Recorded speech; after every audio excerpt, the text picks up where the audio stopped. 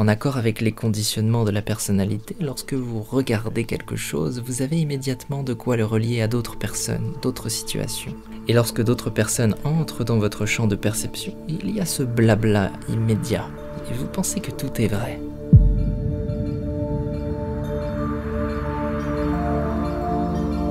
Dans cet épisode, je vous propose de découvrir une conversation qu'a Eckhart Tolle avec son public et dans laquelle, avec beaucoup de détachement, mais aussi beaucoup d'humour et d'habileté, il parvient à décrire tous les mécanismes de l'ego. Alors certainement que vous allez rire, mais aussi peut-être un peu vous reconnaître dans certains traits. Et nous, je vous propose qu'on se retrouve juste après pour un petit exercice pratique, parce que c'est bien de décrire les concepts, c'est bien de les comprendre, mais si en plus on peut en faire l'expérience, c'est beaucoup mieux. Alors on se retrouve pour 2 minutes d'exercice pratique à la fin de cette vidéo. A tout de suite.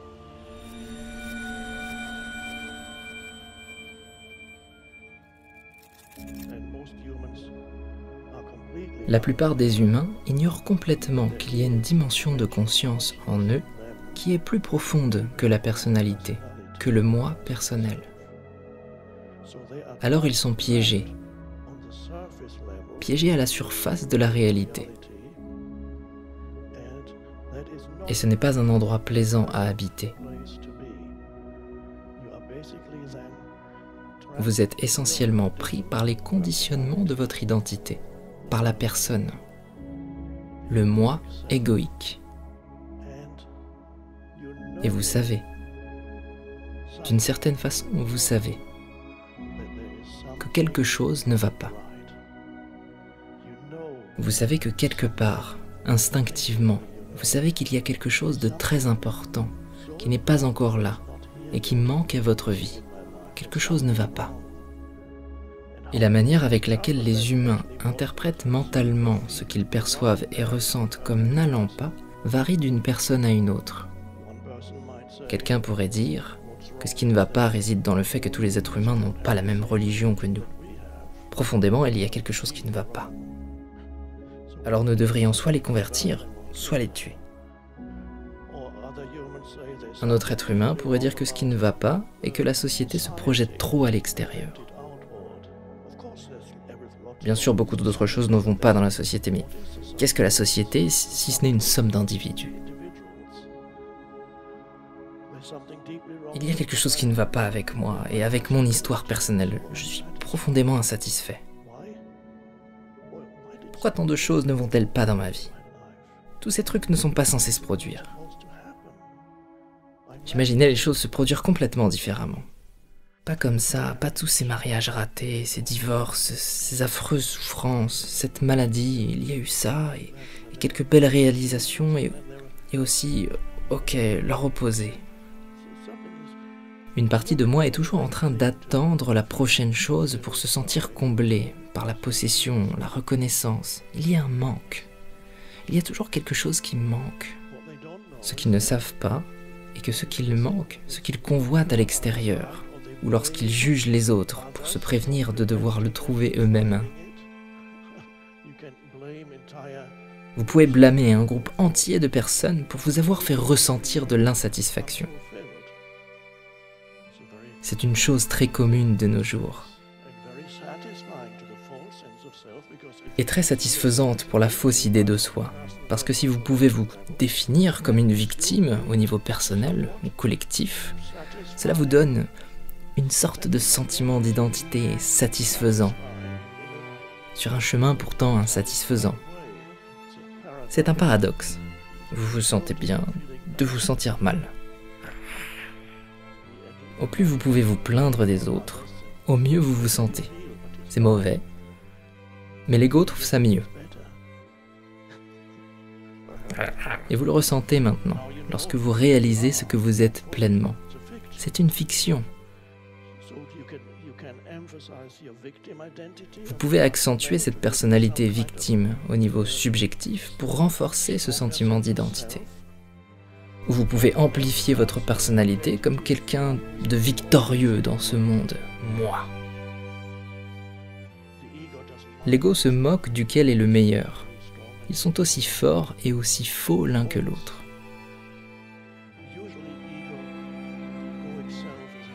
Habituellement, le terme ego, l'ego, est interprété par les gens comme quelqu'un qui a une haute estime et un sens exagéré de lui-même, qui pense qu'il est meilleur que les autres. Et c'est un aspect de l'ego. Mais il y a un autre aspect de l'ego, qui est tout aussi fort et qui correspond à des gens qui ont une image de leur personne comme étant une plus grande victime que quelqu'un d'autre ou que tous les autres. Cela fonctionne aussi. Alors peu importe ce qui vous correspond davantage, vous pouvez l'utiliser. Les gens utilisent toutes sortes de choses pour créer un sentiment d'identité plus satisfaisant pour eux-mêmes. Mais tout se passe dans leur tête. Ultimement, tout ceci consiste en un agencement de pensée. Et c'est ce que j'appelle être piégé au niveau de la personne ou de la personnalité. Une autre manière de l'amener est de dire être piégé dans le monde de la forme de ce que vous êtes, qui est juste une conception physique et psychologique de ce que vous êtes. Ce moi et mon histoire personnelle. Et tous ces conditionnements, vos opinions, vos points de vue, vos convictions, et la voie par laquelle vous interprétez toutes les choses, en accord avec les conditionnements de la personnalité, lorsque vous regardez quelque chose, vous avez immédiatement de quoi le relier à d'autres personnes, d'autres situations. Et lorsque d'autres personnes entrent dans votre champ de perception, il y a ce blabla immédiat, et vous pensez que tout est vrai. Vous ne réalisez pas que vous êtes en train de regarder la réalité à travers le voile de votre esprit conditionné. Et réellement, ce que vous voyez est la veine de votre condition. Il y a quelque chose au-delà, mais vous ne pouvez pas le voir clairement. C'est un état très réconfortant, mais c'est normal. C'est pourquoi je dis parfois que normal est égal à fou. Alors ceci est un questionnement fondamental, la question de l'identité. C'est la question la plus importante de votre vie. Qui suis-je? Et vous savez ça, vous savez que c'est important. Mais vous ne savez pas ce qu'est votre vraie identité, parce qu'à l'école, personne ne vous en a parlé. Cela devrait être la chose la plus importante à laquelle les enfants devraient être initiés. Découvrir l'essence de votre identité. Est-ce un sujet à l'école? Je n'en ai jamais entendu parler. Je ne l'ai jamais croisé nulle part. Alors, votre identité formelle est reliée aux choses extérieures. Vous vous comparez aux autres. Et en fonction de ce qui est le plus approprié, vous amplifiez les aspects de votre personnalité dans lesquels vous êtes un petit peu supérieur. Et vous obtenez une construction mentale. Cela peut être l'histoire de votre famille, que vous êtes issu d'une famille, pas tellement dans le nouveau monde de maintenant, mais dans l'ancien monde, un peu plus imprégné par la culture traditionnelle européenne. Vous pensez en arrière, vous avez votre histoire familiale, vos ancêtres, et cette longue lignée d'ancêtres qui reviennent. Et ils sont tous plus importants que le reste de la population, et vous devez ressortir de cette longue lignée d'ancêtres, et cela renforce votre identité. Vous avez peut-être un titre. Dans certains pays, ils ont toujours des titres. Vous grandissez comme une petite fille de 10 ans et on vous appelle Lady. Maintenant, si vous êtes piégé avec ça, ça n'est pas facile. On vous a attribué un sentiment de particularité. Et vous savez, l'essentiel, le corps de votre identité, est maintenant relié à vos ancêtres. Et cela peut vous attraper dès votre lit de naissance. Et vous ne saurez jamais que vous êtes pris par ce sentiment d'identité illusoire. Maintenant, la plupart des gens n'ont pas ça, mais ils peuvent avoir d'autres choses. Ils peuvent avoir plus de possessions que les autres, léguées par leur famille, ou ils ont peut-être des réalisations. Ils sont partis de rien et ils ont réalisé ceci et cela. Et ils s'identifient à ces accomplissements et ces possessions matérielles. Et cela peut vous donner un grand sentiment d'identité aussi. Ici, c'est chez moi. Tout ça, c'est à moi. C'est beau, hein? Et même si vous avez un titre aristocratique, Lady Diana, par exemple, pour revenir dans le passé,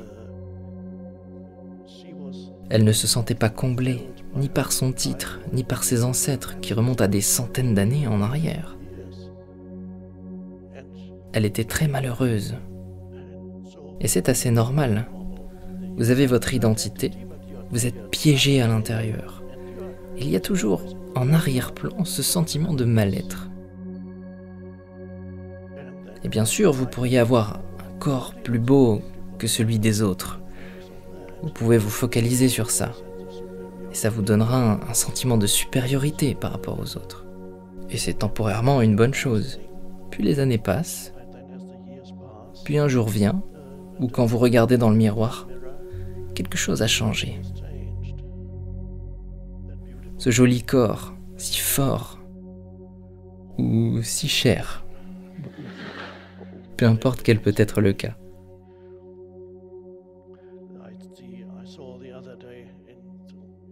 J'ai vu l'autre jour à Sydney, en marchant le long du port, une belle matinée ensoleillée, plaisante, pas chaude. Pas plus qu'ici. Les gens marchaient, et il y avait un homme qui avait enlevé sa chemise, et qui marchait parmi cette foule de gens. Et une étrange coïncidence s'est produite. Cet homme, bien sûr, devait avoir très chaud, parce que, pour qu'il se sente contraint d'enlever sa chemise, mais une étrange coïncidence, il avait le physique le plus incroyable. Extrêmement musclé, très impressionnant, et beaucoup de gens le regardaient, et d'autres essayaient d'éviter de le regarder. Et on pouvait sentir à quel point c'était satisfaisant pour lui de marcher par là. Il se sentait chanceux d'avoir assez chaud pour pouvoir enlever sa chemise.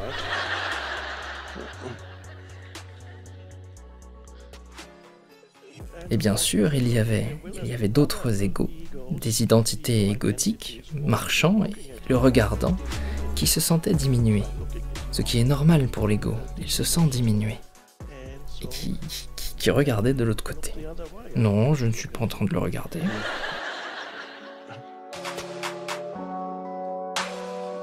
Et c'est normal pour l'ego de se sentir diminué, parce qu'il est toujours en train de se comparer aux autres.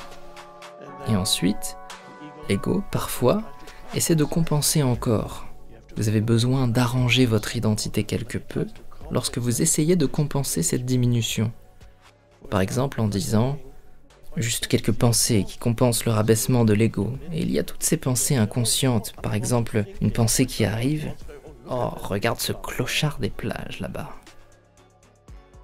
Je parie que tout ce qu'il fait, c'est traîner autour de la plage et surfer toute la journée. Il n'a rien dans la tête. Et je pense que ça vous aide à vous sentir mieux un petit moment.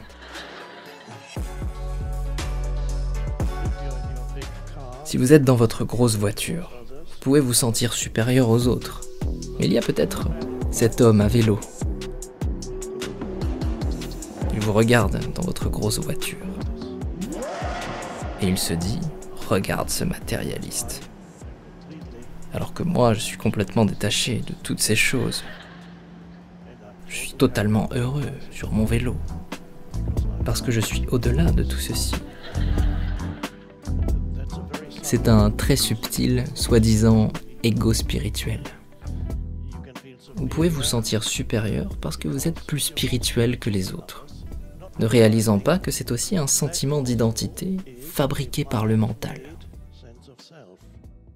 Une identité façonnée par l'esprit. C'est fascinant.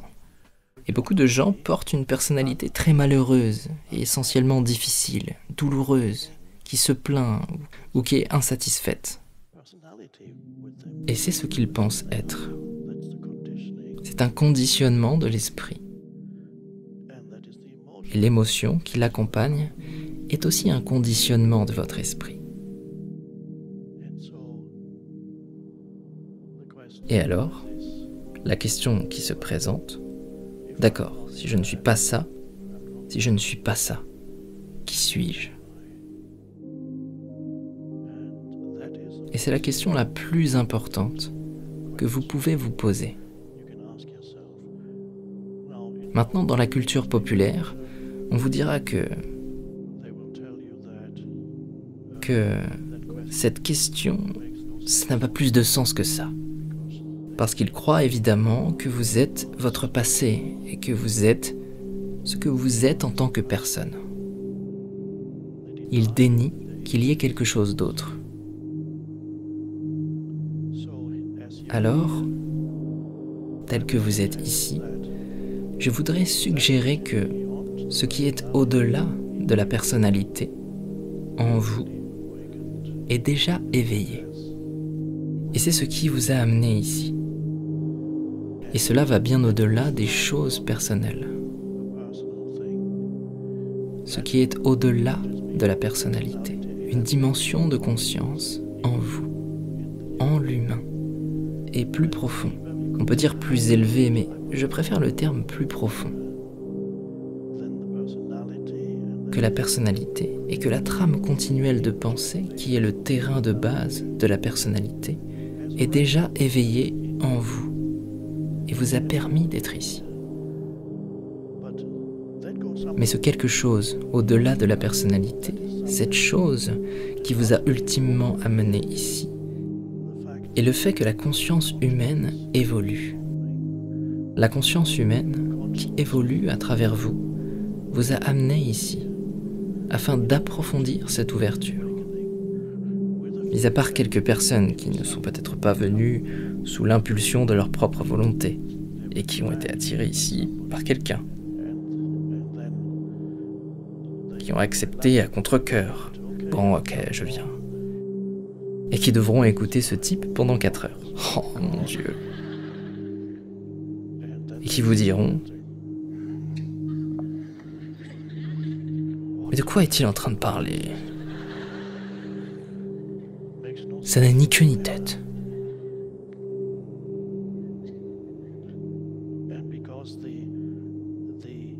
Et parce que les mots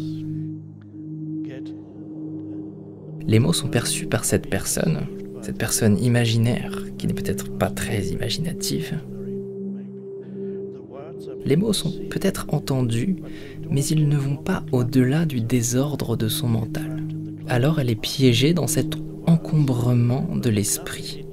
Et vous écoutez les mots, mais il n'y a rien en vous qui reconnaît ce qu'ils décrivent. Et tout ce qu'il y a est l'emprise du piège de l'esprit désordonné. Et ça donne un message dénué de sens. Alors il est nécessaire de s'ouvrir un tout petit peu plus au flot des pensées. Et le flot des pensées devrait s'ouvrir légèrement, se fissurer un peu. Et la plupart d'entre vous qui êtes là sont déjà plus que prêts pour ça. Et dans cette ouverture, les mots peuvent pénétrer. Et c'est ce qui fait que le sens des mots est reconnu. L'essence de ce que vous êtes. Au-delà de votre histoire personnelle, l'essence de ce que vous êtes. Quand je dis au-delà de la personnalité, au-delà de votre histoire personnelle, il y a une essence plus profonde de ce que vous êtes. Pendant un instant, vous pouvez sentir la reconnaissance qui est en vous et la vérité de cela. Souvent on entend parler de l'ego comme quelque chose qu'il faudrait faire disparaître, ou contre lequel il faudrait se battre, ou alors qu'il faudrait réussir à dissoudre, à transcender, à dépasser. Alors qu'en fait, fondamentalement, l'ego c'est simplement un logiciel d'exploitation qui se trouve en surface, qui permet d'appréhender la réalité de manière très intuitive, très spontanée. On est tous un peu programmés pour avoir cette compréhension, cette lecture de la vie, mais simplement il y a d'autres manières d'appréhender les choses. Il y a d'autres manières de faire l'expérience de la vie, de faire l'expérience de la conscience qui est en soi. Et je voudrais donc partager avec vous maintenant un exercice qui va durer 2 minutes, vraiment c'est très simple. Et à partir du moment où vous vous entraînez à faire cet exercice, vous allez ressentir en vous ce qui a été évoqué dans cette vidéo. La consigne, elle est toute simple. C'est parti. Vous allez concentrer votre attention sur la base du nez, l'espace entre la base du nez et le haut des lèvres, juste là, cette toute petite surface ici. Et vous allez sentir l'air qui rentre et l'air qui sort. Et vous allez focaliser votre attention uniquement sur cette sensation. Et vous allez voir que pendant tout ce temps, alors il va y avoir une petite musique un petit peu douce, un petit peu sympa. Fermez les yeux, restez avec ça. Ou alors vous pouvez garder les yeux ouverts, peu importe. Et vous allez voir que il va y avoir une conversation intérieure qui va se lancer. Vous allez avoir des commentaires, vous allez avoir des opinions, vous allez avoir des idées. Il va y avoir une sorte de blablabla intérieur. Laissez le truc se faire et restez focalisé sur la sensation. Et petit à petit, essayez de vous extraire de ça comme si la conversation intérieure, comme si les pensées à l'intérieur, c'était quelqu'un qui vous parle mais qui vous intéresse pas trop en fait. Vous le laissez parler mais vous l'écoutez pas trop. Vous le laissez faire son truc. Et c'est comme si petit à petit vous pouviez vous éloigner de cette personne qui vous parle, tu vois, et tu le laisses. Et à un moment donné, il va arrêter de parler. Et tu vas faire l'expérience de quelque chose en toi qui n'est pas un commentaire, qui n'est pas une idée, qui n'est pas une opinion, qui est juste une sensation, juste un état en fait. Juste un état de conscience, un état d'être qui est calme, serein, qui s'en fout de ce que l'autre y raconte. Et cet état-là, il est profondément salvateur. Et dans ces 2 minutes, je te demande juste de focaliser ton attention sur cette sensation et de laisser ton esprit retrouver cet espace de manière totalement naturelle et intuitive. 2 minutes. C'est parti.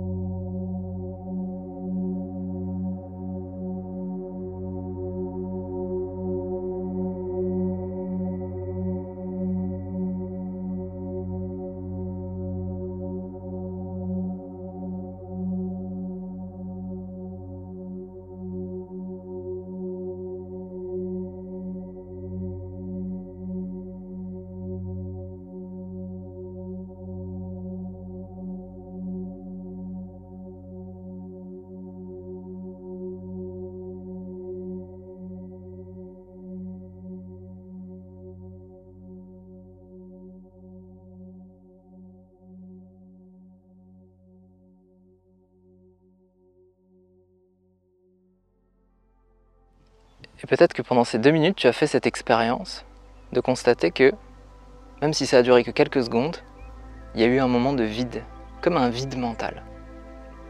Et dans ce moment de vide, il n'y avait rien, ou il y avait tout. C'est une sensation qui peut être comme si d'un seul coup on était libéré d'un poids, libéré d'une pression.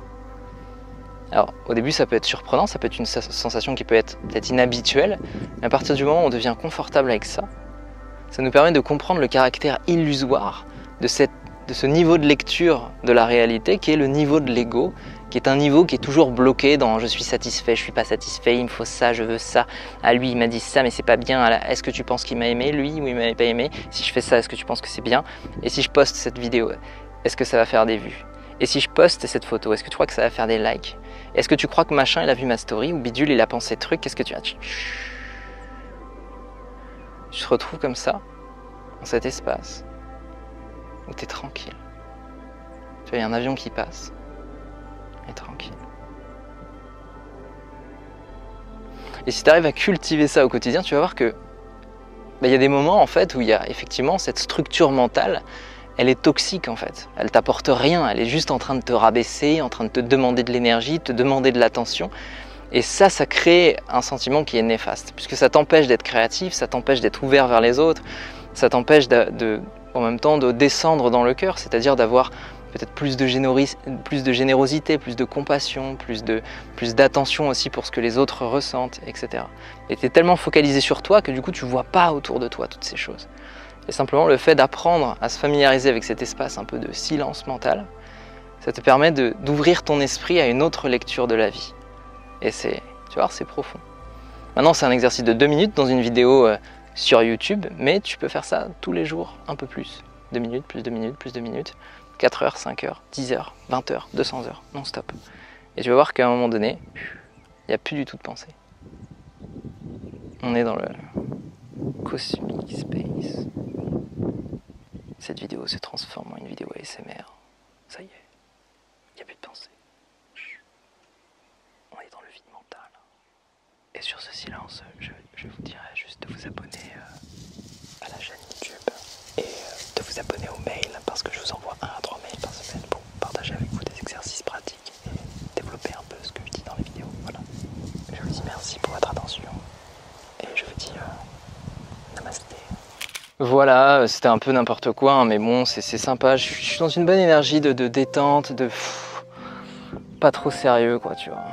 La consigne de l'exercice, elle est simple, en fait. C'est très simple. Focalise ton attention sur la base du nez, là, si tu veux. La base du nez, c'est là ou c'est là? C'est là, parce que là, il se passe rien.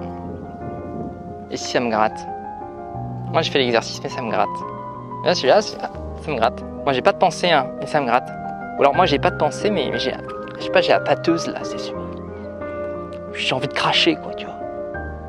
C'est mon ego ou c'est quoi? C'est mon corps, là, c'est mon corps. Attends, c'est bon quoi. On rentre là. Ça va être l'heure des pâtes. Ouais, je mange du gluten, moi, des fois, ouais. J'avoue.